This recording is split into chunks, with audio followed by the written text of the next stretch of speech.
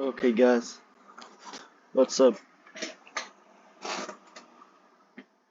In today's video I'm going to be showing you how to make a mod and escape the backrooms.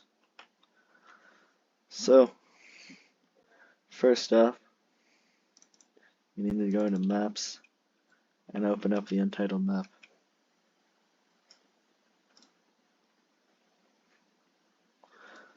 Now, if you're someone who's never used Unreal Engine 4, there are a few things you should know. First off, clicking on an actor by default or by pressing W, you can move it around. You can use the arrows to move it to the side, up or down, and you can click in between to move them two directions, or in the middle to move it in all three. And then press E to rotate it. You can rotate it in any direction. And then you can use R to scale it in 1, 2, or 3 directions. There are a few things you're going to be using a lot if you're modding. First and most important is cube. Then there's point lights. Then there's actors and characters.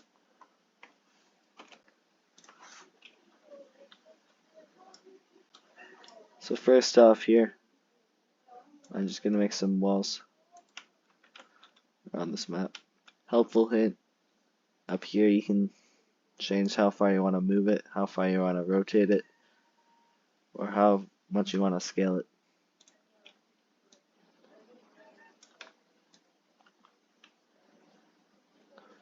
And another really helpful thing is if you press and hold Alt while you're moving or rotating an object, you can copy it. Those two things are very useful in building the level. Anyway, once you have the level built, I just have some simple walls right here. I'm going to go over 4 things. So first off is adding items. So first off, I'm just going to put a little table in the corner. Is using some marketplace content. You get it from the Unreal Engine marketplace and tab in the Unreal Engine thing in Epic Games Launcher, similar to how you buy stuff off the Epic Games marketplace. Right here I'm just going to be using Construction Volume 2. This is free and you can use it in any project, so you won't have to worry about anything. I'm just going to drag a plywood table over here into the first corner. So now, this is where fmodel comes in. You're going to need to go to the directory of Escape the Backrooms, not the Unreal Engine template, and you're going to need to copy the exact file paths. So I'm just going to do almond water for now. So this would be new inventory system, dropped items, BP almond water. Don't make the mistake of forgetting the BP at the start. It's very important, but don't add the .u asset or .u project or anything like that. Those are just file extensions well in File Explorer, and they won't work here. Anyway, you can just place that down, and then once it's in Escape the Backrooms, the actual almond water will replace this because it has the exact same file path. So just think this is the actual almond water. Now the next thing we're going to go over is entities. This is going to be a bit annoying for me because entities literally never work for me. If you followed up on the mod that I've been making, you'll know. So anyway, how this works is very similar for the most part. Copy the file path, entities. I'll just go with skin stealer. I'm pretty sure I got this file path right, but I haven't checked. And BP skin stealer. When you add in your thing here, you'll need to do this and add it as a blueprint cross. For most of the stuff, you'll just spawn it as an actor. That's what I did for the almond water.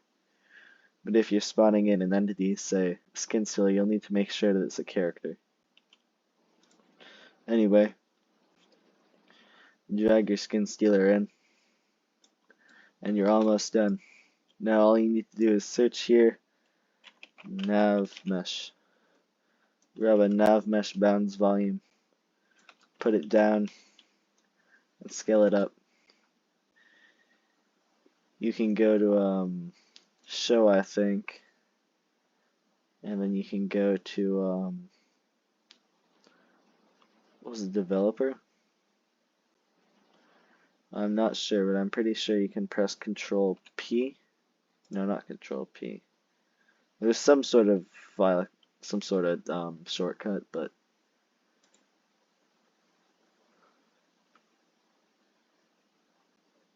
oh, there it is. So it's just P. Okay, I was close enough. But you'll have your nav mesh here. If you were to move an object into it, the nav mesh, no, that's not going to work. Nav mesh would cut around it. Helps your entities move, or at least it's supposed to. I'm not sure if this is actually going to work because this has never worked for me personally, but if it works for you, then good for you, I guess. Anyway, now we're on to the next bit. So, if you're making a level, you'll probably want to add some sort of objective that isn't just getting to the exit. I mean, if you do, that's okay, you can just skip this bit, but you'll need to mess around with blueprints a little bit. So first off, you're going to need to make an actor called BP key piece. I've already made one here, but you're going to need to open it up,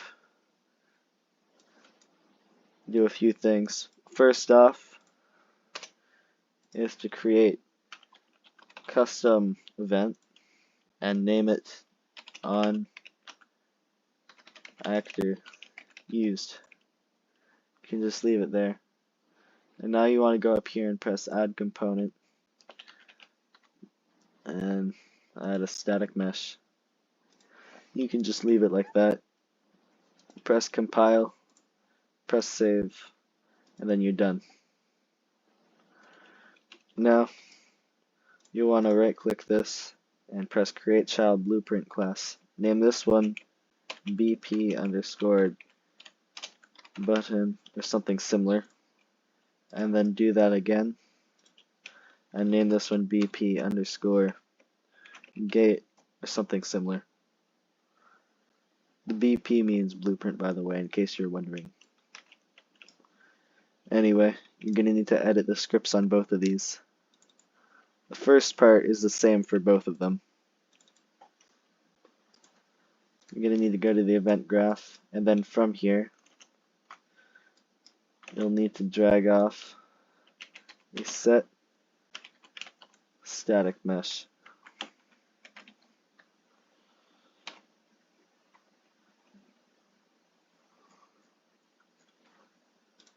Not this one. This is not the one you want. If you type it out as one word, it'll be much easier. Grab the one in components. And now, once you have that, just select what your mesh is. I am just going to be using plywood for now. Actually, no, this is the button. You know what, I'll use plywood as well. Because I don't have the starter content, I unfortunately do not have all of the stuff like cubes and walls and whatever, so I'll just select plywood 1. And now, if you want, you can drag off set relative rotation.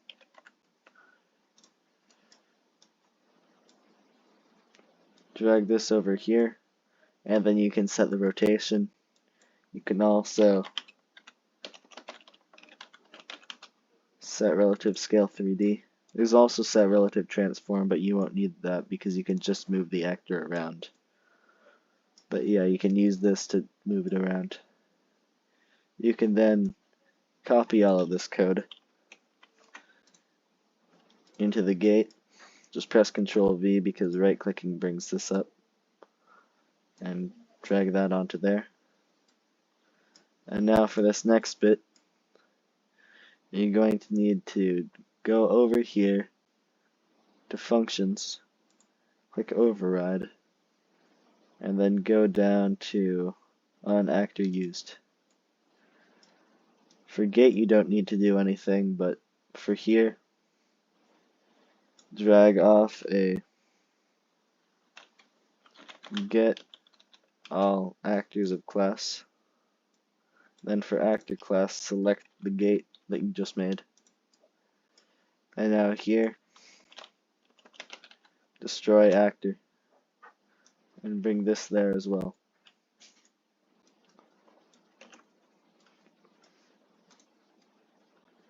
If you want, you could do something else as well, like add text or whatever, but the like print string thing doesn't seem to work in actual Escape the Backrooms. Anyway, compile both of them. Press Ctrl-Shift-S to save everything. And place them both down. And now, this last bit is making an exit. So, you're going to need to make a blueprint. But then down here, search trigger box, select that, and name it BP_exit.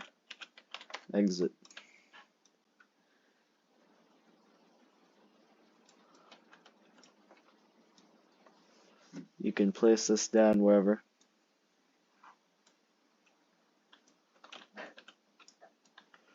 And now, just gonna need to go in here and actor begin overlap,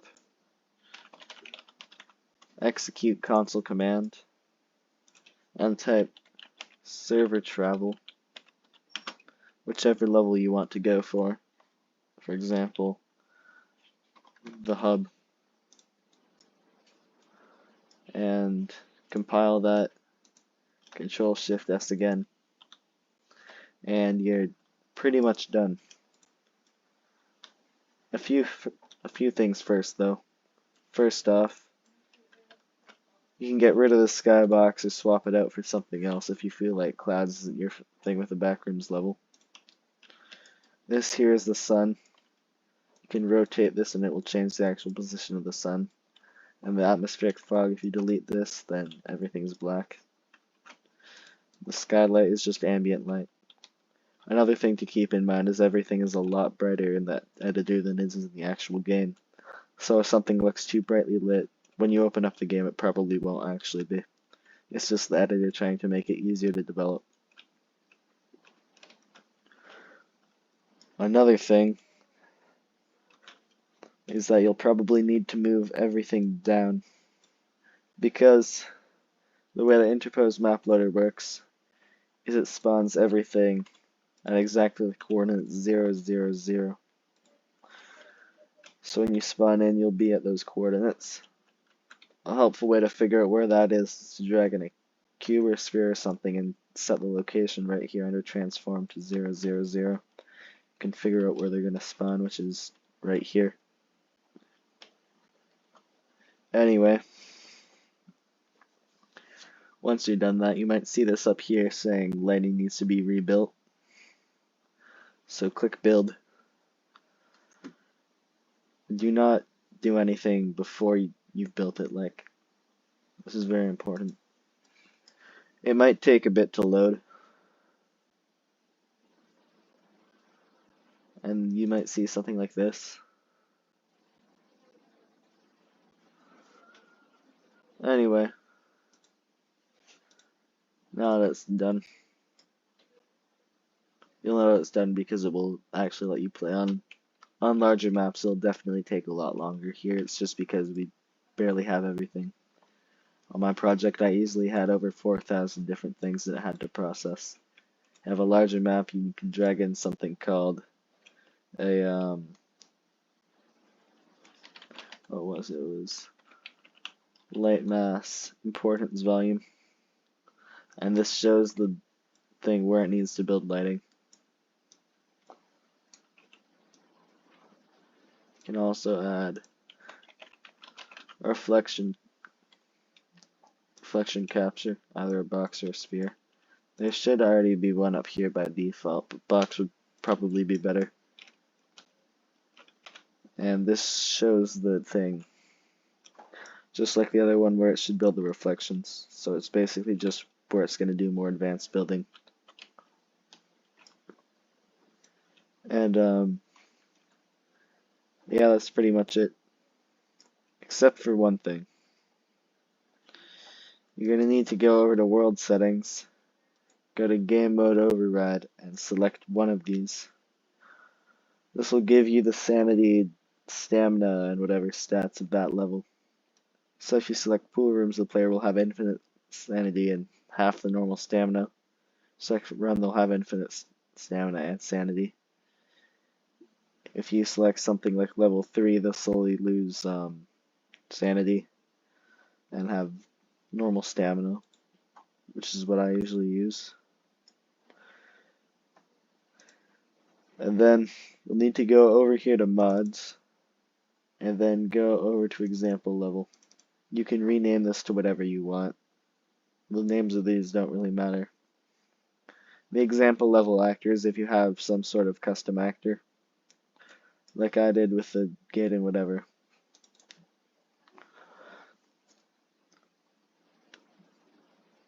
Here, just keep the settings the way they are. That is just to make sure it all works properly. Here, keep these the same as well. Once again, if you have anything that needs to like override the game, say you had like a custom player model or something, you'd want to override that. So you'd go over to explicit assets and add that in, and that would override the base game.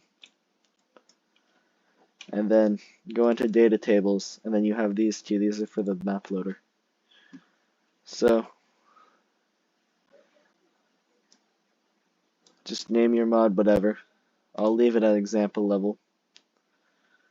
Just leave this whatever. Mod authors here, set this to your name. So I'll set this to Erraticus. Save it. And then go over to the other one. You can set this to a screenshot of it. The level, make sure this is set to the level. If you made another level and say like added all your stuff on that, make sure to select that different level instead.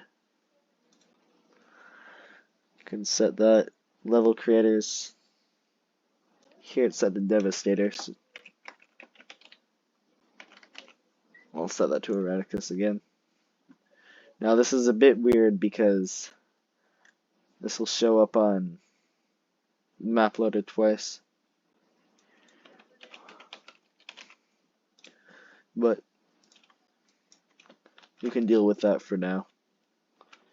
Since this is your first level mod, it probably won't matter too much. Anyway, now that you're done everything,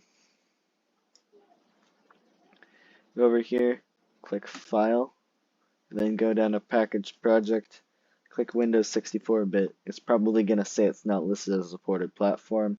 Ignore that and press Continue. Now, if anything would go wrong, this is most likely the part where it will. So, especially if you've imported content, prepare for a severe headache. A lot of this is going to have to do with removing and shortening file extensions, especially if you like added some marketplace content and then force deleted it, but it was still referenced somewhere. This took me like a solid 2 days to sort out on my mod, so. Oh yeah, you should also delete the cube there. I'm just going to cancel that because we really don't need that cube there, otherwise the game's probably not going to work, but just set it to downloads. Wait for it to package. You can click show output log and watch this. Yellow is warnings, but you probably don't need to worry about yellow, but if there's anything red, you should probably do something about that. As long as it completes, though, you probably don't have to worry too much. Anyway, Now that the packaging is complete, open up your file explorer, go to whatever folder you selected. By default it's downloads and it should be in a file named Windows No Editor. Go down to Engine. No, not Engine. Escape the backrooms, Content, Packs, and you'll see Pack Chunk 0 and Pack Chunk 8. I'm pretty sure you only need Pack Chunk 8, but bring Pack Chunk 0 as well, even though 0 is probably going to be much larger. You can put these in a zipped file if you want. Anyway, once they're in the zip file, head over to Nexus Mods, make an account, fill out all the information, publish your mod. Thanks for watching. And